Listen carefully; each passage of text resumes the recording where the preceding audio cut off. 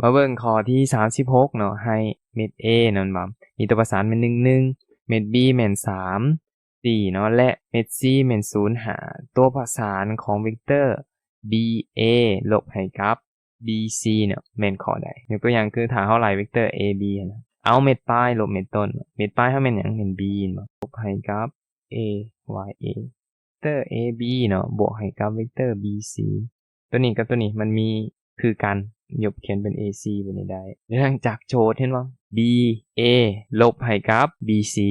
มันซับแบบนี้ได้เนาะคือ BA ตัวนี้ที่มันเป็นเครื่องหมายลบเฮาเปลี่ยนมันเป็นเครื่องหมายบวกได้โดยการเปลี่ยนเนาะเมตรต้นกับเมตรปลายพอมันเป็นเวกเตอร์วงข้ามเนาะเปลี่ยนเมตรต้นเมตรปลายเปลี่ยนเครื่องหมายได้จากนั้นซับเปลี่ยนบอนเนาะเอา CB เขียนขึ้นก่อนบวกให้กับ BA เห็นบ่ B กับ B นี่คือกันแล้วจะเท่ากับเวกเตอร์ CA เลยโอเคที่เหลือไปซอกหาตัวประสานได้แล้ว